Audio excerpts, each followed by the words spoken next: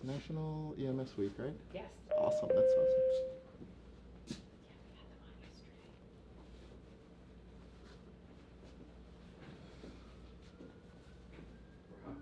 We're live? Yep. Oh, awesome. Go ahead. All right, morning guys. Thanks, Tina. My name is Keith Grant, Senior System Director for Infection Prevention at Hartford Healthcare. Here to give the daily update. Before we start, I just want to recognize, as I've always done, recognize our healthcare providers. But specifically, I want to put some focus today on our EMS providers. It is EMS Week, and I think what we've achieved over the last few weeks has a lot to do with our first responders. From the acute care setting perspective, there's a lot of resource that's embedded within the hospital to help us do our work. What they have on the ambulance is primarily what they have to do their work. And their communication is first on the scene, first in the community, and first in delivering best care. So I just want to take some time out for us all to recognize and appreciate the work that's done by EMS, and if you see an EMS provider within the community, definitely stay 6 feet apart, use your mask, but definitely tell them happy EMS week. All right, so we'll start with the numbers for Hartford Healthcare right now. So total numbers for COVID positive patients is 432. For PUIs is 257.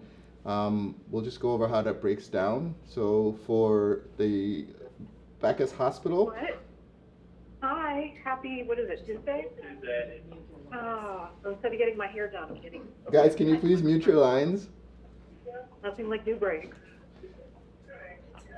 So Bacchus Hospital, 4 positive with 37 PUIs. Charlotte Hungerford with 9 positives and 9 PUIs. Hartford Hospital with 89 positives at this point with 107 PUIs. Midstate Medical Center with 12 positives and 7 PUIs. St. Vincent Medical Center with 60 positive, that's 60, and 17 PUIs. And Hospital of Central Connecticut with 25 positives and 42 PUIs. And Wyndham Hospital with 3 positives and 8 PUIs. So for the acute care setting, there's a total of 202 positive at this point with 227 PUIs. A significantly different set of numbers than we had about 2 weeks ago. So a significant improvement from the acute care setting sense. For our other facilities, not acute care, so behavioral health network, there's 3 positives currently with no PUIs at this time. For community health network, 227 positive and 30 PUIs. And again, as I've said a number of times, these are the 227 positives that we have in the community health network are positives that we're going to celebrate because these are people that have gone through the acute care setting. They have gotten the appropriate treatment, and they're now home and getting help and hopefully on the road to full recovery. Some other things that I will go over as a state, the plan to reopen. I know we're getting to that point. There's a lot of questions. So I'll go over some critical things. So one of the critical things is access to care. So obviously with the reopening of the state, there's a lot of steps the hospital and healthcare systems are taking in order to ensure that prevention and wellness care is taken care of. So a lot of care that has been postponed, has been delayed. We're putting a lot of effort to ensure that this is, we have a significant amount of safety endeavors going forward to bring people back safely and care for our communities. Where testing is concerned, there's, the antibody testing is now available. It's available through Hartford Healthcare's many locations. The viral PCR is also available, and we have a commitment of over 2,500 tests per day for the Hartford community. I guess you could say for the Connecticut community, not just for the Hartford community. And for the PCR, mobile testing has been very active and have done hundreds of tests over the last few weeks. For testing at the community health centers, that's another initiative that State of Connecticut and Hartford Healthcare is working very diligently to ensure that that's maximized and optimized in order to reach very difficult places to reach. Homeless shelters is another area we're focusing on. We've offered a number of testing in those areas, very needed population, significant focus. And nursing homes, this had threatened to hit nursing homes very bad. And in Connecticut, unfortunately, we didn't avoid that. I think over 60% of nursing homes throughout the state had, at some point, had a positive COVID patients. So we stand strong with our nursing home colleagues, and we've dedicated significant amount of resources to ensure that testing is available to our nursing homes. The other one is churches. So churches, as we get back into the normal of things, obviously, it's one group that we also want to focus on and ensure that there is testing available for churches as well. As I said before, there's a commitment from Hartford Healthcare to assist the state in ensuring that sufficient testing is done and moving forward. The other thing I would just want to touch on just for a little bit is health equity. We've seen over the last few days, I guess weeks, there's a lot of conversation about how this disease process has impacted different areas differently. So we have a focus not just through COVID-19, but it's Hartford Healthcare's commitment to focus on a health equity, and we're working with Sarah Lewis and her team to ensure that communities that are well needed and experience these disparities, that we're getting to them in many ways, in many formats. As we reopen, one of the things I've said this many times in this briefing, social distancing. There's a very good report that came out a few days ago that focused on how much the percentage effectivity of social distancing combined with the percent effectivity of wearing a mask and identifying the percentage effectivity of early diagnosis. And all that combined, you're looking at about 99.9% effectivity. I guess these numbers are approximation, but with that, combine those with social distancing, the appropriate PPE, and you're looking at a significant opportunity to keep you and your family safe. So we have to keep that in mind as we go forward. Multi-generational living obviously has its drawbacks.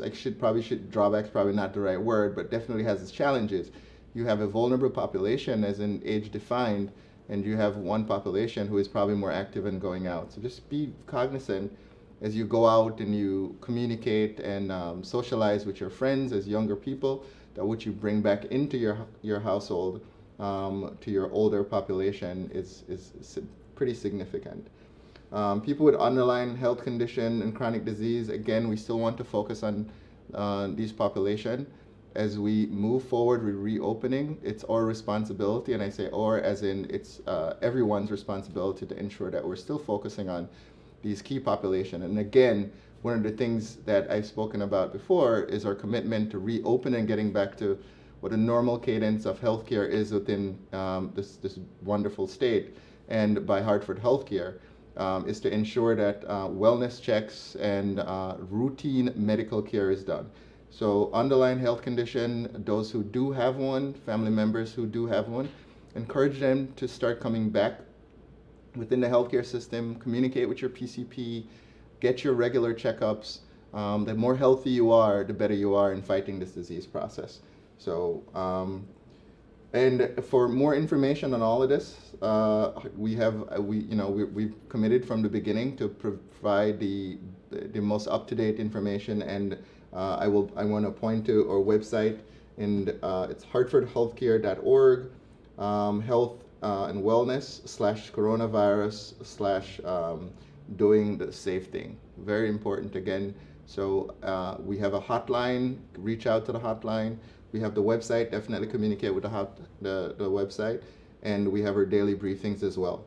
At this time, I want to take the opportunity to introduce Dr. John Grady-Benson. He will speak about the safety of the surgical procedures as we reopen and put a significant focus on ensuring that patients are safe and getting the best health care possible, to include surgery. John. Thanks, Keith. Whoop. I snapped my mask. Thanks, Keith. I appreciate the opportunity to be here and talk to the Hartford Healthcare community and others.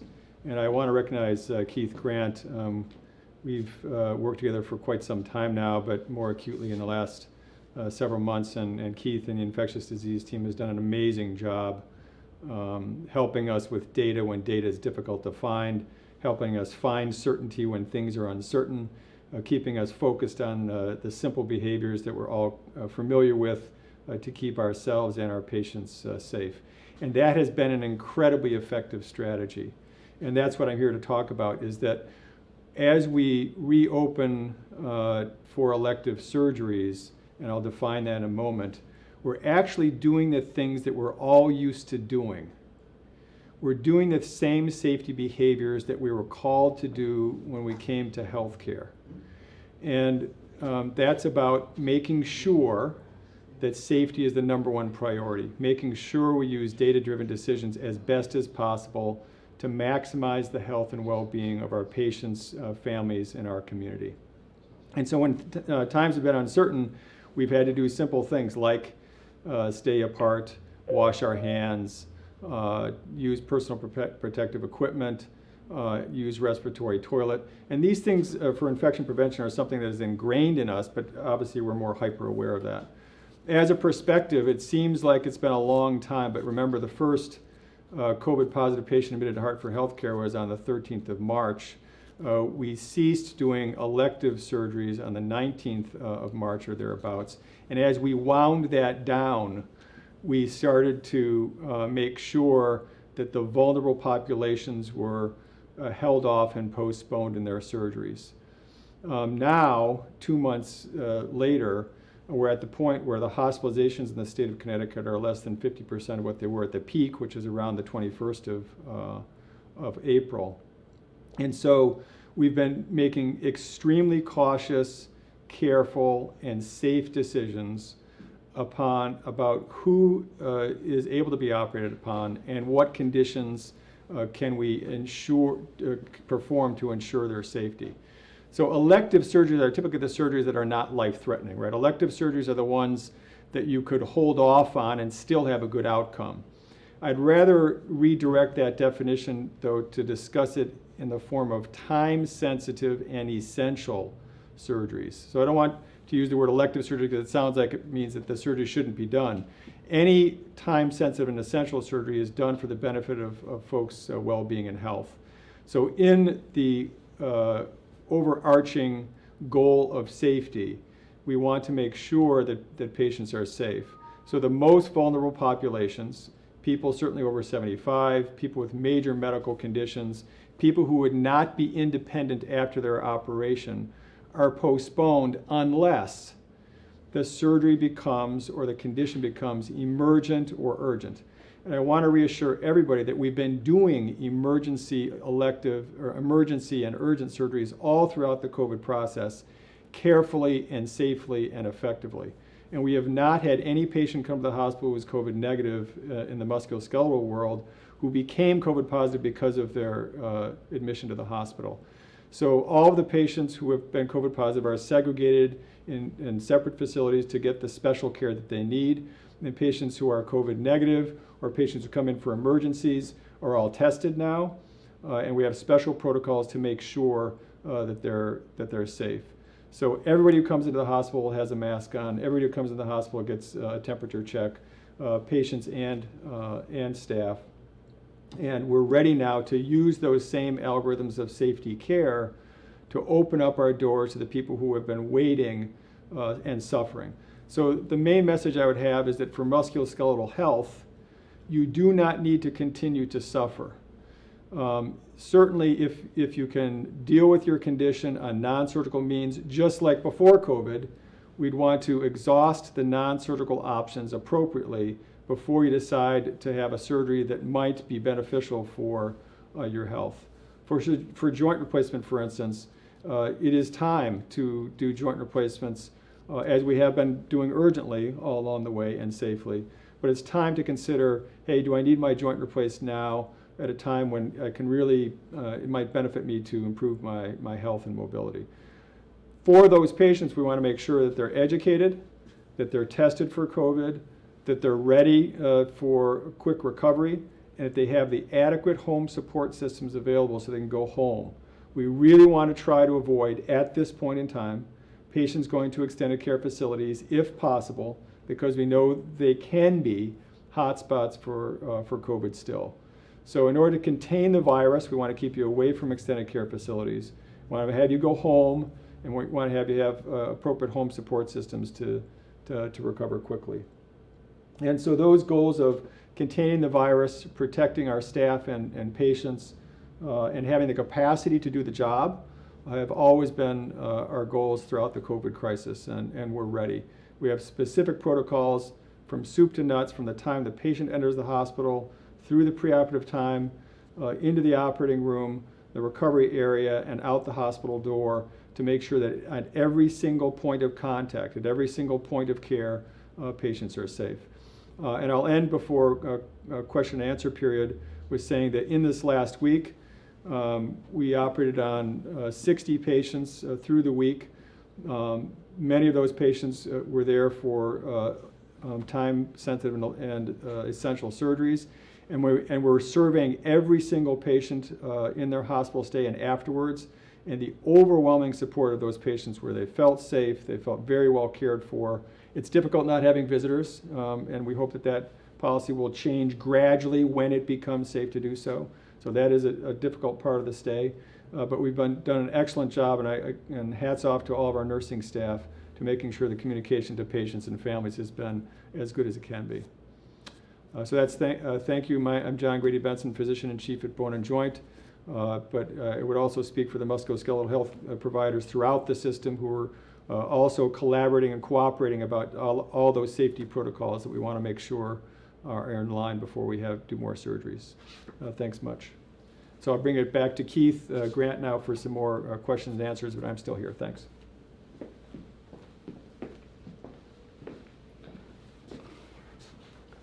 All right, guys, any questions for myself or Dr. Brady Benson?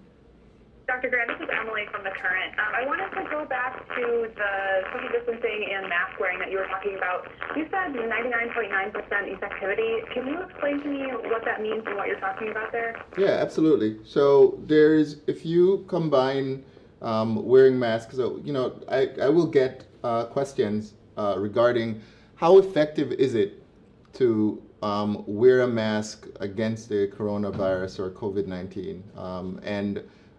What I will always say is when you combine all the efforts, so you combine hand hygiene, and you're wearing your mask, and you're combining your social distancing. With all those processes in place, there is a significant opportunity and there's a significant percentage of protection that you've garnered. Yep. So you're talking about when individuals, in the public do those measures, or are you talking about in the hospital? Certainly in the public, definitely as well in the hospital. The processes in the hospital obviously are more regulated one, and they're more stringent criteria. But as we reopen, it's one of the things that we really should focus on. Still maintain our social distancing, still maintain discipline in wearing our proper PPE.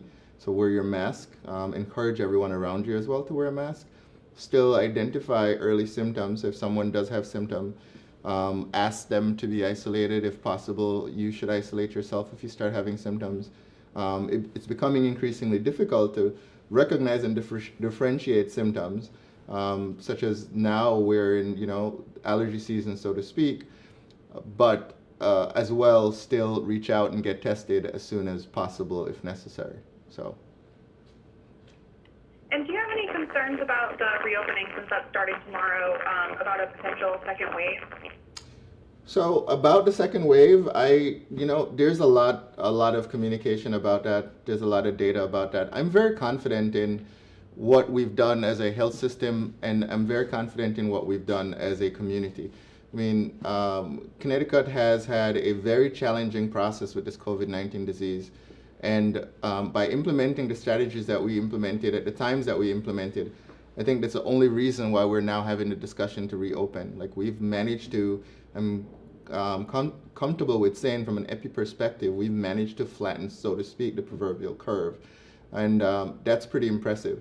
So if we maintain the same vigilance and the same discipline The uptick that we will see, so the change in social distancing, by reopening, the uptick that we might see should be significantly less than some data that's out there. So again, if we reopen and we maintain the social distancing, we maintain the discipline with the appropriate PPE, we also maintain our health maintenance, communicating with our PCP, getting back into your doctor's office, getting back into your hospitals and healthcare systems. If we maintain ourselves, then we shouldn't see much of an uptick. But it's hard to imagine, like we know for sure, or with certain degree of certainty, that one of the primary reasons why we're now having this discussion is the discipline that was expressed by Connecticut citizens in regards to social distancing, in regards to ensuring they wear the appropriate PPE. And now we're saying we can remove that. So by removing the reopening places and giving people the more opportunity to express socialization and socializing, we might have some more exposures. Absolutely. Thank you. Yeah. Any other questions for myself or Dr. Grady Benson? Hi, this is Nicole from WNPR. Hi, Nicole. This question is actually for Dr. Brady Benson. Absolutely. I was wondering, just to double confirm, the people who are coming in for time-sensitive or essential surgeries, they are going to be given antigen tests before their procedures. Is that correct? Every patient gets a PCR test, which is the genetic test. So antigen testing is not universally done for the patients. So the PCR test is the standard of care. So every patient gets that test no later than 5 days prior to coming into the hospital for any kind of procedure, surgery or other procedures. And then during the window from the time they get the test to the time they come into the facility, they are quarantining at home so that they try to prevent actively acquiring community disease during that time. And then all along the way, including the night before surgery and upon presentation to the hospital, they'll have a temperature screen and a series of questions to make sure they have no symptoms. So the combination of a negative test and the screening questions are vitally important to maintain a COVID-safe environment for the hospital and a COVID-safe environment for the patient. Got it, great. And I was wondering, when you're looking at candidates that are good patient candidates that would be good people to come back and get their surgeries or procedures done, who gives the green light or who decides that, yes, this is a good time for a patient to come back and reschedule their procedure or surgery? Is that between just the surgeon and the physician and the patient, or is there a board of people that decides which candidates can come back and it's safe for them to get their procedure done? That's a great question, and thanks for asking that. So there has been a system-wide collaborative and cooperative system with a multidisciplinary team, including infectious disease specialists, including Keith Grant, surgeons, medical providers, nursing staff, all looking at the appropriate protocols and guidelines to put in place to make sure that people are safe. So on one side, there are algorithms for care looking at the risk to the patient. So a patient who has a lot of risks for surgeries will be postponed if possible. And then there are algorithms for care looking at making sure the facility is safe. So we have a system-wide group that's adjudicating all of that. On the musculoskeletal health side, I've worked with orthopedic surgeons across the state, and we are updating the document literally every week. For the last week of surgeries, we had specific guidelines and exclusion criteria. So if the patient didn't meet those specific criteria, we would strongly advise that the surgery be postponed. Where the individual physician comes into play, which is hugely important, is having those very detailed discussions with the patients that they know the best, and asking, how disabled are you now? And then getting advice. If the person waits, is it more unsafe to wait and suffer? Would my outcome as a patient be worse by waiting 3 weeks or 3 months for the surgery later. And those are difficult decisions, and there's some nuance there, but we're looking at that extremely cautiously. At the Bone and Joint Institute, I literally had a gatekeeper team that included myself, an anesthesiologist, the head of nursing for the operating room, and our head APRN for our Prepare Preoperative Optimization Clinic. And every single surgical case, we adjudicated, looked at all the criteria. I personally called the surgeons myself, and we discussed each patient who was coming in. So we have a real safety net that takes a lot of time and effort, but we really feel that it's necessary along every step of the way to make sure that patients are safe. Great, thank you. And one last question. What is a realistic expectation for people who are really eager to get back and get their surgeries or procedures done? They may have been waiting because they were scheduled, sometime in March. But at the same time, I know you guys are dealing with a backup of cases as well as maybe cases that were scheduled more in the future that may still be happening. So, what's a realistic expectation for people who may incorrectly assume that they're going to be able to just go right back in as soon as possible? Yeah, great question. A lot depends on each patient's specific health conditions and their needs. So again, if there's an urgent need, they get put to the top of the list. And the turn on of elective surgeries or time-sensitive and essential surgeries is really like turning on the faucet slowly. So all along the way, we want to make sure that we don't open the floodgates, right? So the faucet is turned on carefully. We collect data all along the way. And so there will still be some waiting to get on the list, but we hope that we're going to be back up towards 75% of our typical capacity by the middle of June. I'm expecting, and this is a guess, not necessarily data-driven, but I'm expecting that we're going to be at more of the 115 to 120% capacity more towards August and September, because most people want to wait to make sure that there is more data and to make sure that the stories continually come out that it is safe to proceed. So a little hard to guess that. And it would depend upon each individual's condition and their risks for surgery. Did that answer your question? Yes, it does. Thank you very much. You're welcome. Thanks for the question. Any other questions for myself or Keith Grant?